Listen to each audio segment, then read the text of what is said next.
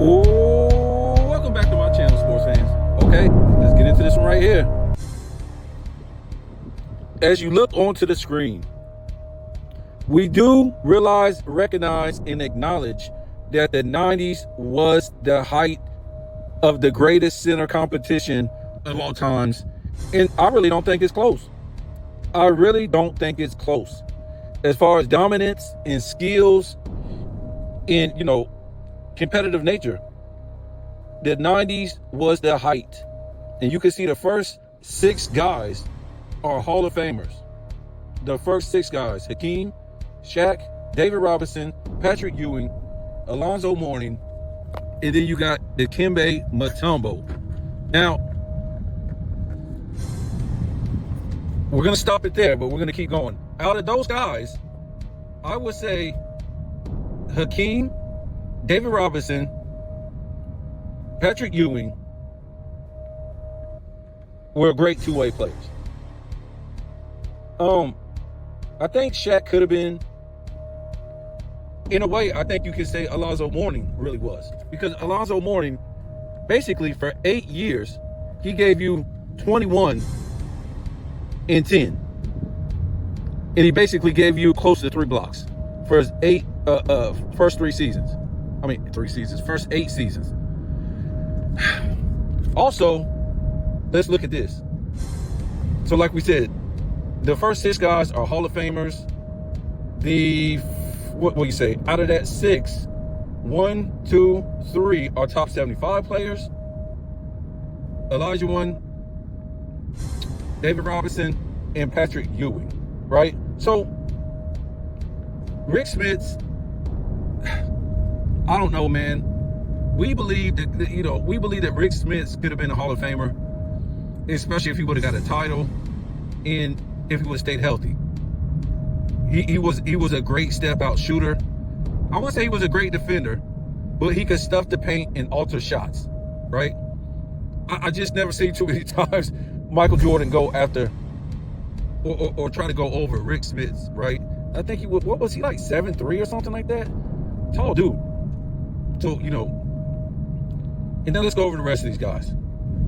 First, we can go over Brad Daugherty, right? We all know, most people know, this guy is a Hall of Famer. If he never gets hurt and he continues to put up the numbers he put up, like 20, 21 points plus, double-digit rebounds, maybe could get you, close to 2 blocks a game, he would have been a Hall of Famer. But the longevity hurt him, right? And truthfully, it almost hurt Alonzo Mourning for being a Hall of Famer. But I'm not trying to say they lowered the standard to being a Hall of Famer, but there's no way you could keep Alonzo Mourning. They got some guys in there that's really suspect, okay? So Brad Daugherty obviously would have been a Hall of Famer. He was a good passer, good rebounder, good defender. He gets you about 22 points per game. Let's talk about D-Fox. I'm not sure if he would have been a Hall of Famer. The only reason why I thought he would have been a Hall of Famer if 2 things would have happened. Because he never showed signs of carrying the team. Never showed signs of carrying the team. Offensively or defensively, right? So the only way for him to make the Hall of Fame, or had a chance to make the Hall of Fame, is, I don't know if he would have won a championship with the Lakers when he was there with Magic Johnson, because that was an incredible run. They do not get to the finals without D-Fox. They don't. They just don't get there. And he had a chance with Sacramento to win a championship. We all know what happened there. I think he would have been a borderline Hall of Famer if he could have won a championship in any of those places. Now, Tim Duncan, we always do Tim Duncan in college as a center, right? I think Tim Duncan is a legit 7 foot. So he played center and he played power forward. I don't know why he went to the power forward. Like I said, in college, he played center. And I think he ended up, for his career, being a power forward, or that being his spot, just because he played with David Robinson, right? So I guess him and David Robinson came to agree, because David Robinson was never used to playing no power forward. And if I'm not mistaken, I think David Robinson might have been an inch taller than Tim Duncan. I'm not for sure. But, of course, David Robinson played the center position. So I don't think he was going to go to the power forward position. He just wasn't. So I think it was no problem for Tim Duncan to step down and go to the power forward position. This is why Tim Duncan almost won 6 championships, because he did what it took to win, right? He did what it took to win. So, of course, we can't put Tim Duncan in this area right here. We just can't. Even though Tim Duncan, like I said, he did play some center after David Robinson left. He did. Can't say he didn't, because he did. But he played a lot of power forward too. He would plug in all kind of guys to get them to play center, but sometimes he would play center. So why I say this is why a lot of us can't take Joker serious, as far as him putting up these numbers and playing basically no competition. And when you look at these guys of the 90s who had skills, who had to play defense, right? Listen to me. Not only had to play offense, had to play defense against likewise guys of their ilk. This is what they had to do on a nightly basis and grind it out. But guys, I mean, there's other guys. Most of the centers are, skilled back in the day. Luke Longley. I'm not going to say he was great or he was good, but these type of guys could hit the mid-range. They throw Bill Whittington out there. I want to say Will Perdue was more of a hustle guy to me. That's what he was. He would just get out there and scrap. You got your Bill Cartwrights that'll get out there and scrap. Herb Williams, these type of guys. I guess we can't say Lambert. He's not a 90s guy. He was actually in the league before Isaiah Thomas came in there. And a lot of these guys end up playing a lot of great 80s centers too, right? But we're just trying to ask, if just these guys, this is only 10, and they consider, these guys the good to elite guys that played in the 90s. That's what we consider. These 10 right here. Good. Well, I guess we could say great to elite, right? Great to elite. Because these guys, guys like Brad Daugherty and Rick Smith, I think they were great. They played great. And if you made the Hall of Fame, you was elite now. And, those two guys had a chance to make the Hall of Fame and be elite. But, there's all kind of guys out there that played good. To me, Bill Cartwright played good. Manu Bowe played good at times when he didn't get hurt. You just had a lot of guys. Kevin Willis, he played power forward and he played center. You got a lot of guys out there. Scott Skiles could play. I'm just trying to tell, centers didn't shoot threes back then. They just didn't like that. But for the majority of them, if you couldn't hit a mid-range and step out and hit that mid-range, you probably weren't starting. You weren't going to be a starter on the team. You weren't going to be a starter if you couldn't step out and hit that mid-range. You didn't even have to have no crazy post game. I promise. Most of these, good big men, a lot of them weren't that good on the post. They just weren't that. They were better facing up shooting. I'm not trying to say these guys right here, these guys you see in your picture were crafty. They could do anything. They could face up and shoot. They could kill you on the block, everything. But I'm just saying, it's a lot of centers back in the day where people think, these guys could face up and shoot. Yes, they could. Especially in the 90s. Shaq was one of the centers who couldn't step out and hit the mid-range. He couldn't. But he was dominant as hell in the paint. He was ragdoll. Who was that? That Chris? What's that guy's name? Is it Chris Dudley? He played for the Knicks. He played for his son came in the league from Duke. I think his name is Chris Dudley. But yeah, he was a good production guy that could get you filthy rebounds. That could go out there and be a goon and guard guys and stuff like that. you had these type of guys. Oliver Miller, he could step out and shoot that mid range. He was crafty around the basket. But these are the guys that they had to go against on a nightly basis, each other. The good to great to elite guys. These guys had to go against each other.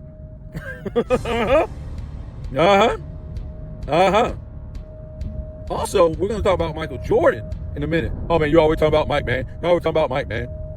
Well, I'm just trying to make a statement about the big man era that, check this out. Check it out now. Check it out now.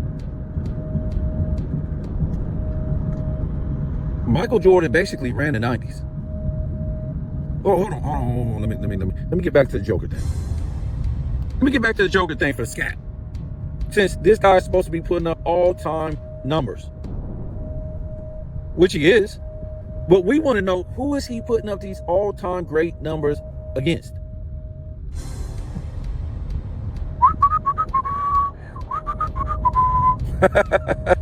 Who's he putting up these all-time great numbers against? It can't be Joel Embiid, because Joel Embiid has did nothing but duck the man. For what, 5 years or something like that? It can't be Rudy Gobert. He's never averaged 2 blocks in a season. Which to me, he's not one of the all-time great defenders, or to me, great at all. You can't even average 2 blocks in a season? I don't care about your defensive players of the year. Okay? So who is it, folks? You actually have to have competition to be great. And what I'm trying to say is, these guys in this image that you're looking at, guess what? If Joker ain't playing this type of competition on a nightly basis, or the guys I just mentioned who aren't right here on this image, how can he be in the top 10? He ain't playing no competition at his position.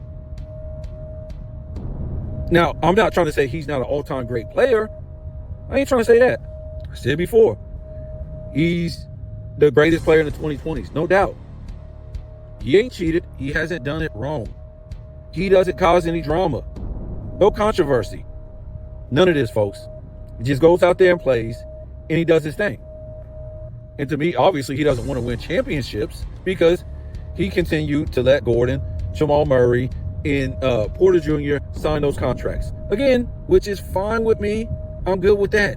I'm not Scap that's going to make up excuses and say that the organization won't get him nobody. But he let his buddies sign those contracts because he wanted to play with his buddies. Right? So that's cool with me. But in my opinion, he doesn't want to win championships because those guys are always hurt. They don't make all-star teams. They don't make all-NBAs. So to me, he don't care about winning championships. He's here for a paycheck and to play with his buddies. That's it.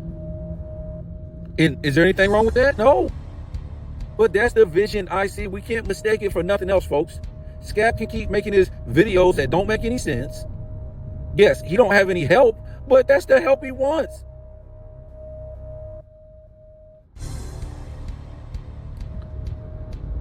But where is his competition? Again, I just showing you 5 guys, and we can name off other good centers. You have to be a good center to start in the NBA, especially back in the 90s. You just do. You just did. I don't care what position it was, really. Center, power forward, small forward, whatever, guard, point guard. You have to be good. Then you got to be great, but you got to be good. To me, there's good, which who will be a starter, a great player, right? Who to me will be a Hall of Fame player, or if he didn't get hurt, he would still be he would be what we consider a Hall of Famer, right? We always say these guys, oh man, if they didn't get hurt, they'd be Hall of Famer, right? Penny Hardaway, Brad Daugherty, a lot of these guys, or they get mixed up in something stupid. like Sean Kemp. These are great players with the other great players that became Hall of Fame players. It's just something happened in their career. And then we have the elite players. To me, the elite players are the top 75 players. And they'll continue to go on, right? The top 100 next, whatever. That's fine. But to me, when I look back at the NBA back in the past, all these elite players and great players, right, which would be Hall of Fame and top 75 players, they have one thing in common with each other. Whether they play whatever position they play, the center, the forward, the power forward, or should I say small forward, the shooting guard, and the point guard. What did they have in common? All those players at that position that became Hall of Famers or top 75 players, which are great players and elite players, they all play competition at their position in their career. Oh, you never heard that before, right? These guys in their careers, they played against great to elite competition in their careers, which was Hall of Fame players or top 75 players. Basically, I'm not talking about one, and I ain't talking about two, and I'm not talking about three. I'm talking about in a career. 13 to 15. I don't know how many years you play. Back then, you only played what, 13 to 15 on average? So again, the Hall of Famers and the top 75 players from the 60s, the 70s, the 80s, the 90s. To me, they played great competition. I mean, I guess you could say the 2000s. But I'm just saying, folks, for Joker, where is it at? It's nowhere in the 2000s for him. And you can even say, the other guys in the 2000s who are playing in other positions are playing better competition on a nightly basis as a forward, a guard, a point guard. They're playing stiffer competition at their positions in the 2000s than Joker is playing at his position in the 2000s.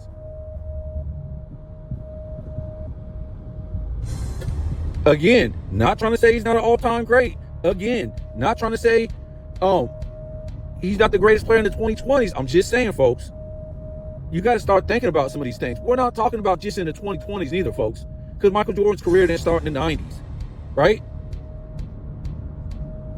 A lot of people's career started, way before. Tim Duncan's career started in the late 90s. Patrick Ewing, the 80s.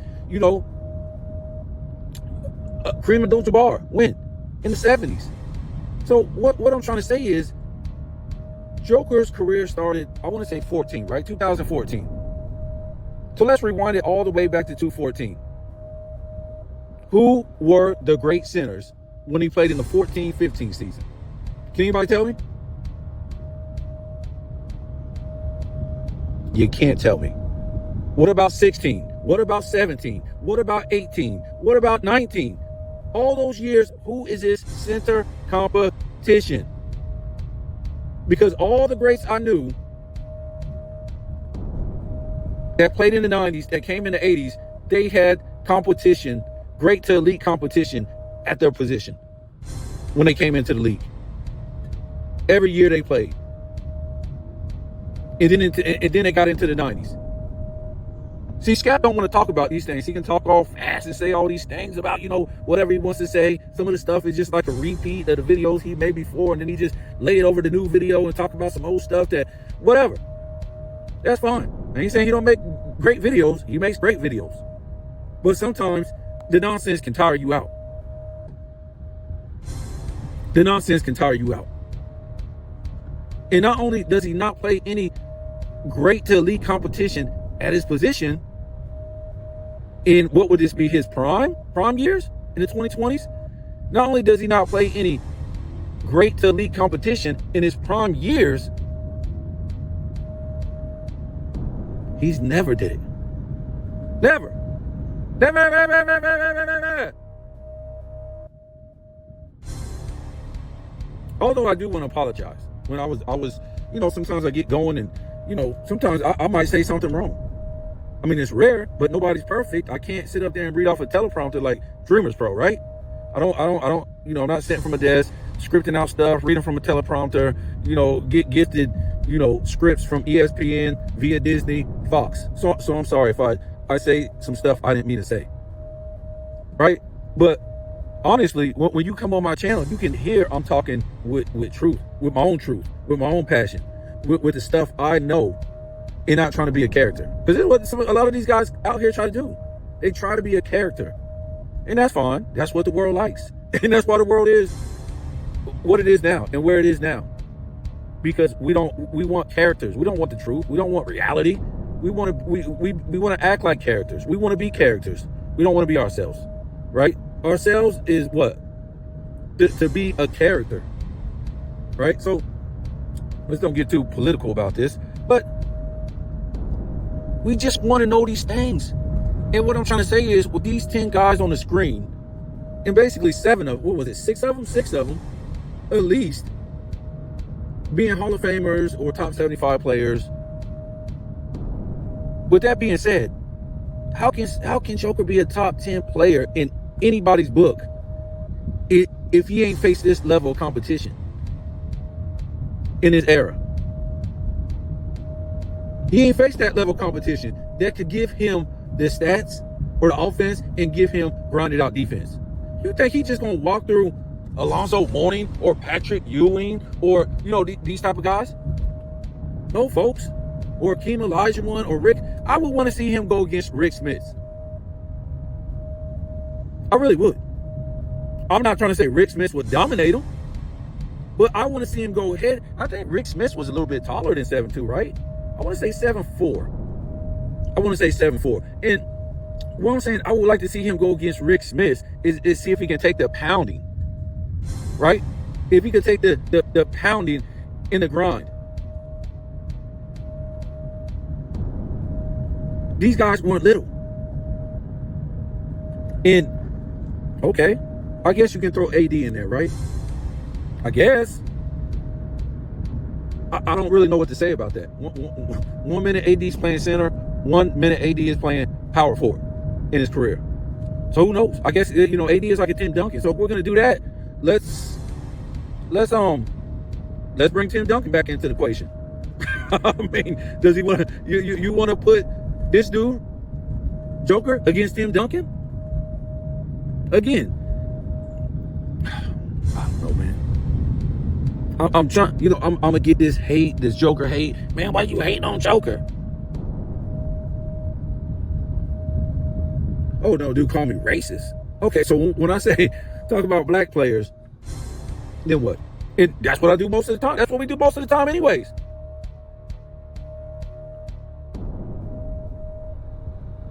I'm just saying, folks, the level of I didn't even think about that the other day. We know about the level of competition in the NBA in general is awful. But the fact that Joker, at his position, basically has the least amount of competition per position in the NBA. I'm serious.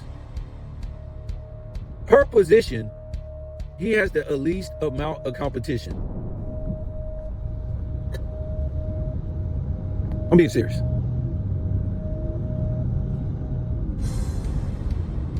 But they were telling us that this guy was a Michael Jordan, was like on Michael Jordan's level last year. Could you imagine seeing this guy go against Bill Russell? Bill Russell would be like, I'll take my 14, 7 assists, and 22 rebounds. And I'm gonna block your shot 7 times a game and give you fits. That's what Bill Russell would do to this guy. Bill Russell was going against Wilt and going against, all the other great centers of the 60s. What do you think Bill Russell, springy leg Bill Russell, would do to Joker, the offensive? And then on the flip side, who the hell could Joker stop when I'm talking about these guys right here? At least the guys on the screen, right? You think he could stop Akeem Olajuwon or Shaq or David Robinson or even Alonzo Mourning? I don't even think he could stop Mutombo. He couldn't stop Lonnie Divac. It would be too crafty for him. And that's pretty much what he reminds me of, really. A lot of Divox. For real. That's what he reminds me of. Divox, I think he was undersized at that position for the 90s, but he was real crafty. He of course, he could, get out there and shoot the mid-range. Shoot the three sometimes. But that's what he reminds me of a Divox. Really? Joker. I'm not trying to say Joker couldn't play in the 90s, but that's probably what he would be in the 90s. Divox, nah, he's not a good, great or elite defender. He just ain't. Divox isn't. Now, to me, he's a hustle guy. He can get out there and get you some flops too. And that's what Joker might have to depend on back in the day. Like a Divox, get you some flops. I mean, that's crafty. That's crafty. I mean, you won't abuse it. You just know when to do it at key times and stuff like that.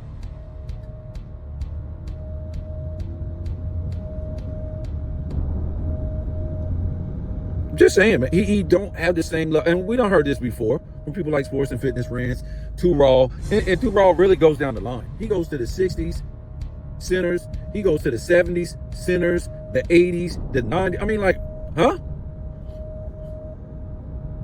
Now, I could see Joker doing his thing in the 2000s. When all the great centers became, starting to be extinct. No problem. He could do it then. But you still did have some big men now. Some great power forwards. And, the men were big in the 2000s. If you go back and look, still had 7-footers at the 7-footers, 6'11" at the center position. You still had some great power forwards. Still had some good to great stretch forwards. And the guard position was great. The level of competition was there. Now, the 210s, I don't know what happened in the 2020s. It's just shameful.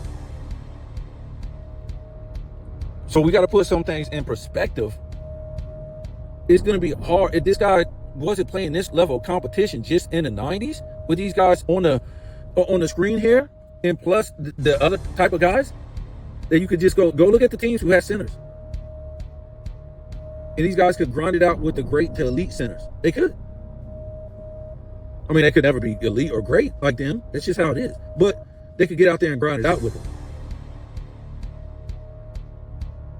So to me, again, it's hard for me to ever put Joker in that top 10. Now that I think about it, because not only you don't have any center competition, has to be more than one or two.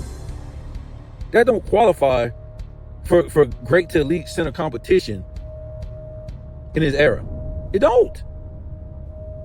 And then again, when we look at it, the fact that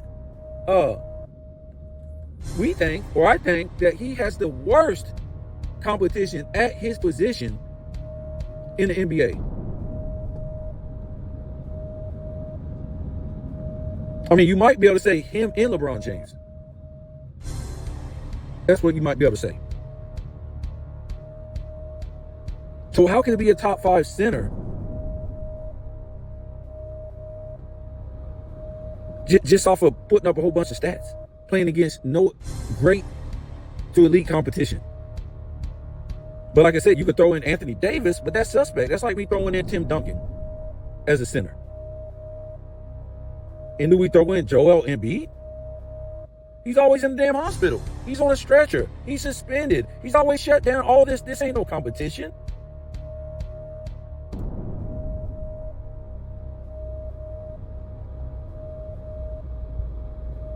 And when we talking about Michael Jordan, yes, Michael Jordan in the 90s with this kind of, competition at the big man position, won 3 straight without a great big man. But guess what? When he retired, guess who won? The big man. The big man. So don't think, oh man, you don't need no big man. So why did the big man win when he retired? Who won? Hakeem won. Not only did he win, he won back-to-back. And he beat some of the greatest big men of all time. Some of them in this image. I think most of them are, right? Patrick Ewing, Shaq, David Robinson. Might it be another big man if we count power forwards? right? With Charles Barkley over there in the West, and Karl Malone, right? Mike comes back. Yes, they lost to Shaq. Give them that. But came back and swept Shaq's ass. And I think they had to go through Alonzo Mourning and Patrick Ewing, more big men. Then played the big man in the finals, yes. But it was always big man playing in the finals.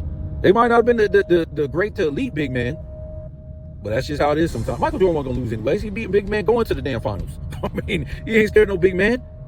But what I'm trying to say is, won 3 straight again, and then when he retired, what happened? The big man ruled again. So it ain't like some dude that was 6'6", like Michael Jordan, to start winning titles when Michael Jordan retired the first time or the second time. No, the big man. So Tim Duncan, it took 2 big men. Tim Duncan and David Robinson, 1 in 99. We all know Shaq rolled off 3 in a row with Kobe. So after he retired, actually 5 straight years of big man, all-time great, elite big man, won the championship. Right? And again, if you want to count AD as a center, let's throw back in Tim Duncan. So we can just go tit for tat. We can go to 2006 now, another big man. The trio. I know they won at their apex, but Dwayne Wade don't win that championship like that without Shaq. Then they had Alonzo Mourning in there doing backup work for Shaq. Just saying. And we know Tim Duncan won it again, and KD won. Kevin Garnett kind of won it as a power forward, whatever. It had always been some type of big man that they needed. Go to the Lakers. Kobe couldn't win it without a big man. Paul Gasol, another center. Just saying. Dirk Nowitzki, really a center if you think about it. 7 foot. We just keep going on and on and on, right? Until the big man died out in the 2000s. The 2010s, right? And this is how LeBron was able, what elite to great big men who were centers and power forwards pretty much died out in the 2010s. And that's how LeBron was able to keep going to all those, go to those finals. Well, hell, you need a super team just to do that. But again, Michael Jordan won 6 championships without a great or elite big man. That's crazy. If you think about it, when you think about it, it's nuts. All Michael Jordan needed was, when we talk about the Splash Brothers all the time, right? And I say, yes, Curry would be an all-time great, top 75, whatever. But without Clay, how many championships does he win? Right? If you came for Curry, he'd throw it to Clay. If you throw it to Clay, he'd throw it to Curry. This was crazy. Everybody was shooting over 40%.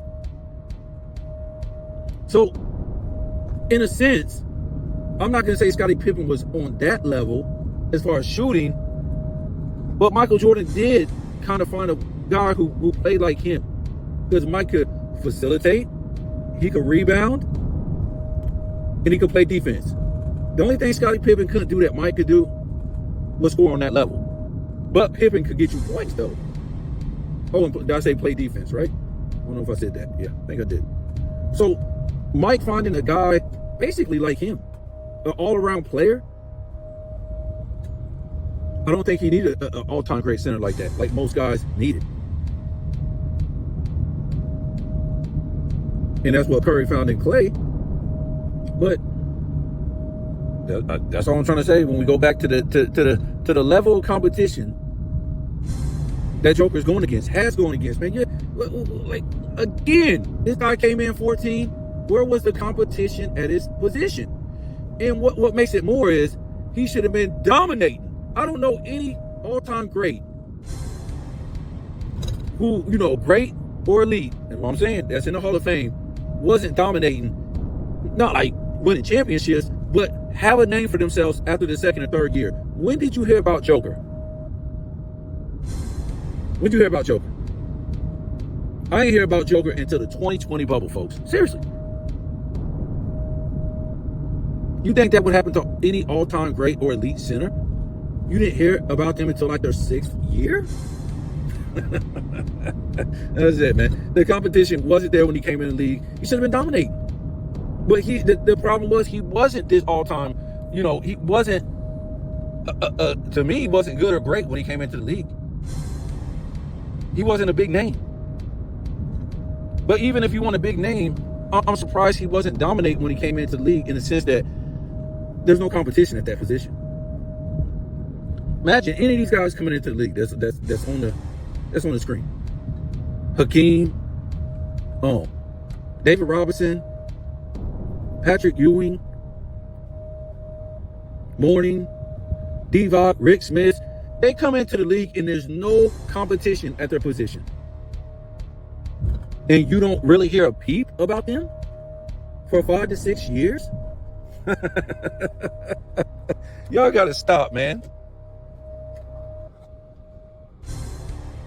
Now, I'm not trying to say, he didn't make an all-star team for 5 to 6 years. I ain't trying to say that, but of course he could. I'm just saying he should have been putting up 20 points per game, 25 right off the bat. I'm just saying, folks. So give that to Scap and tell him a happy weekend, because he's overrating Joker. Don't ever mix Joker up with guys in the past that played great to elite to good competition at their position when they first came in the league and in their prime. And they had a battle all-time greats in the playoffs. Well, great. We go down the line. Good to great to elite centers, not only in the playoffs, not only in the regular season, but in the playoffs, but in the finals. You just rarely heard back in the day a center capturing a title without any competition at that position back in the day. you just never heard of it. What was the center competition when this guy won a title? And about, what's his name? Bam? That was his center competition, folks. What about when he made that run to the playoffs? What was his center competition?